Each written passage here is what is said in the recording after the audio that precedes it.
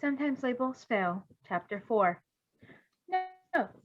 Virgil comes to the conclusion that he's willing to die for any living being in this house. So basically, they fed him again. Virgil had absolutely no idea what was happening, honestly. The last 48 hours had been a wild as fuck ride. At 8 a.m. 2 days ago, he'd been already half asleep in Earth Science class watching some movie about igneous rocks. Is that what it is? Mhm. Since then, he'd failed another English quiz, gotten shot, gotten operated on by Bluebird's boyfriend, husband, slept in Bluebird's house, and had been told that he wasn't going to go back to Harry even if the doctor and Bluebird had to kidnap him to make it so. The conviction with which the doctor had made that proclamation had left Virgil speechless.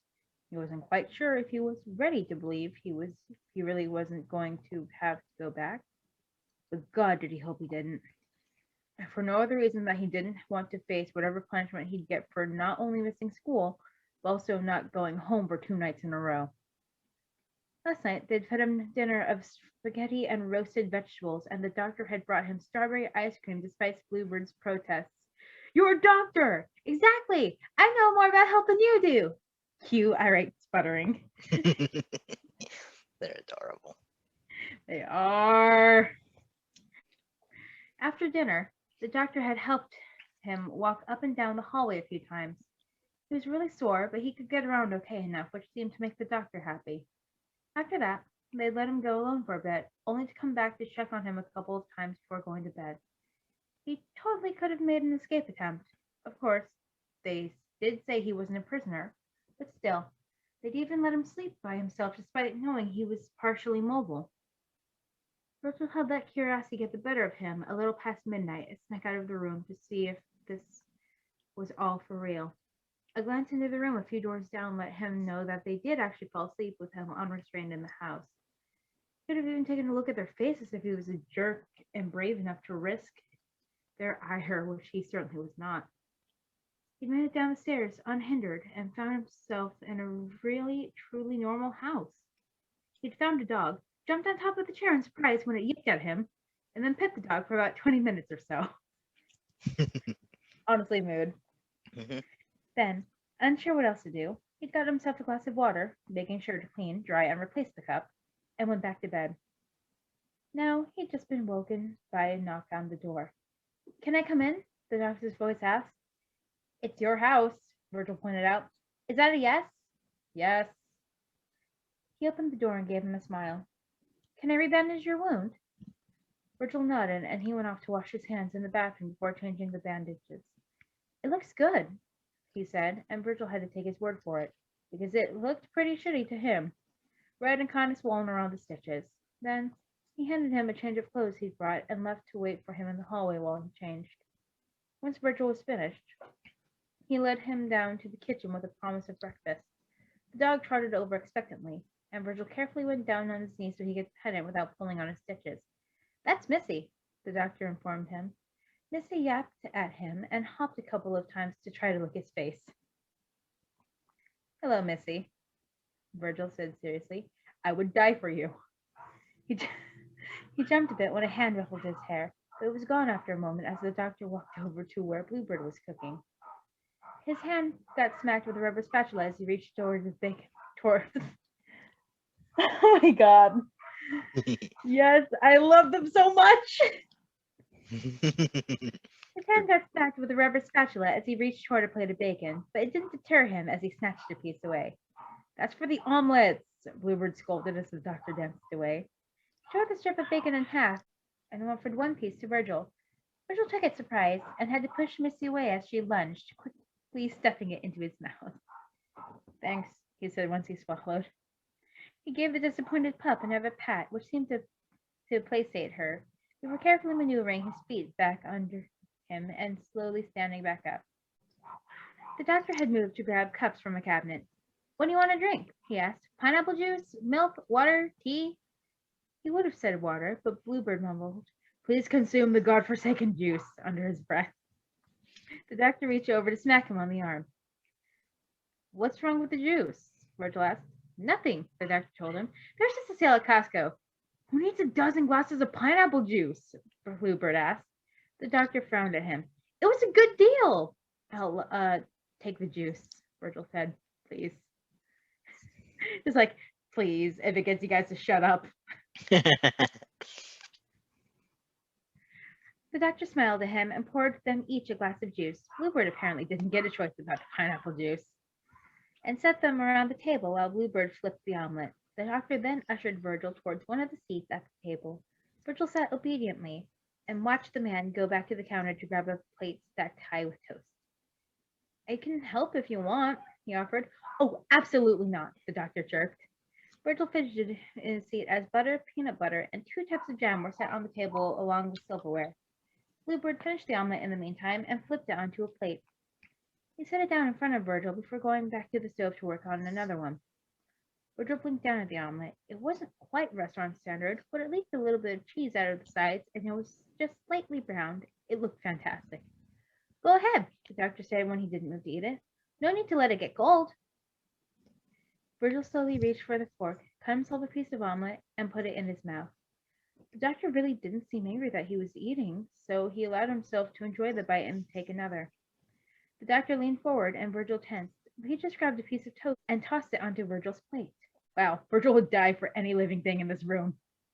This is really good, Virgil said. It's one of the few things I can cook well. I sustained myself almost purely on egg dishes throughout my late teens and early 20s. Mood. He turned around. He looked at the doctor. Am I supposed to know what that means? You're in your 50s, so you're probably okay, the doctor answered. Do you know what it means? Virgil asked, for the most part.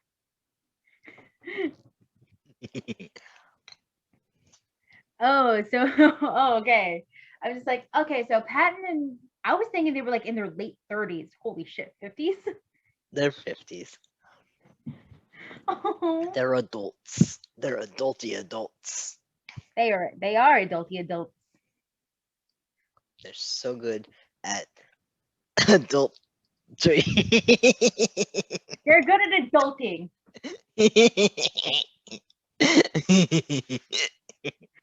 Yes, they're good at adulting. I just realized I could have said adultery. I did say adultery. Oh, I didn't even hear you say that. I said they're so good at adultery. I didn't hear that. I thought you Like, were why are you correcting laughing me. so hard? Oh. Hindsight's 2020, unlike my actual sight.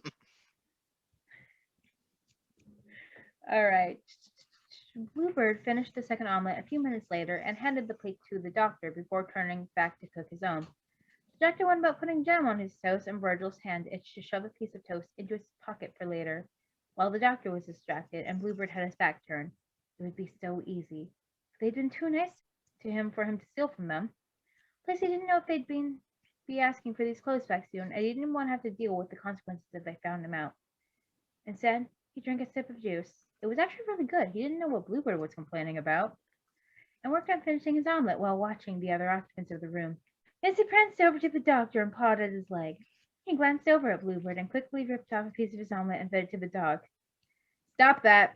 Bluebird whipped around, wielding the spatula-like weapon. Stop feeding that thing from the table! It was, of course, far too late. The bite of omelet was already halfway to the dog's stomach. She deserves it, the doctor argued. She's a baby. She's a dog. He transferred the last omelet to his own plate and turned off the stove before walking over to the table. He bumped into the doctor's chair on his way by. The doctor tore off a little bit of toast and threw it on his back. Missy lunged to gobble up the fallen toast. Virgil sipped at his juice while watching them eat with interest. They were flirting, he thought, but like in a domestic way instead of the way people did at school. He wondered if they were dating or married, or what, but it wasn't nearly bold enough to ask. Despite his complaints, Bluebird drank the juice without comment and let the dog lay on his feet while he ate. So, the doctor said when they'd finished, we have a plan. Is it a legal plan? Virgil questioned. It is, Bluebird assured, a hint of amusement coloring his tone. Okay, Virgil responded. I'm listening then. You will likely be uncomfortable with parts of the plan, Bluebird informed him. But hear us out because we promise we'll be careful about everything. That sounded suspicious. Okay. The general idea is we have the medical professional document your scars and turn them over to the police, thereby triggering a criminal investigation and intervention from social services. And do you think that would work? Virgil asked, trying not to sound quite as dubious as he was. This wasn't a plan. This was expecting the system to do its job, which it had already proven itself incapable of doing. Maybe they should just throw a penny in the toilet and make a wish while they flushed it. When faced with evidence and your testimony, the appropriate authorities will have no choice but to take action, Bluebird replied, confident. Tell that to my freshman English teacher, Virgil grumbled. A hand reached over the table to cover his. If it doesn't work, the doctor said, we'll just kidnap you and come up with another plan, but you aren't going back there, over my dead body. Which would only happen over my dead body, Bluebird said dryly. Love you too, the doctor said without looking away from Virgil. Damn, they were actually serious. It won't come to that, Bluebird said, the kidnapping or the death. No, it won't, the doctor agreed. There's a specific nurse we plan to contact about the photos.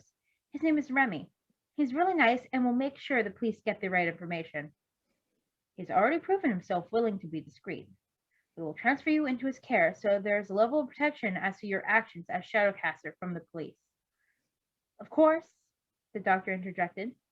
That would mean you're going to have to take off the mask before we meet up with him, kiddo, and to the two of us, your secret identity is going to be shot. Yes, Bluebird agreed and then paused. Wait, he turned to the doctor. Please tell me this wasn't a pun. This is not an appropriate joke to make in this situation. The man in question sipped at his pineapple juice innocently. Doctor! Virgil coughed out a laugh. Bluebird sighed. As I was saying, Remy and... God damn it. Pat and why? I was trying so hard. No, I want to see you laugh when things are funny. I was like, okay, I see where this is going. Keep it together. Keep it together. God damn it. Okay. I was trying so hard, just like, you can do this, you can do this, you made it past, and it caught up with you. Good job. Bluebird sighed. As I was saying, Remy will turn you and the photos over to the police. From there, everything should take care of itself. I'll make sure it takes care of itself, the doctor said, voice steely. Virgil wondered exactly who this man was under the mask. What influence did he have that he thought he'd be able to do something as miraculous as make the system do its job? This really isn't just some convoluted trick to get me to reveal my identity so you can arrest me, is it? Virgil asked. Of course not, Bluebird said. As you said earlier, we could have just taken off your mask and done a few Google searches. Right, Virgil said. He drank the last of his juice and set the mug on the table. Yeah, okay. Despite the fact that it felt rather silly, his hand still shook as he reached up to take the mask off his face. My name is Virgil.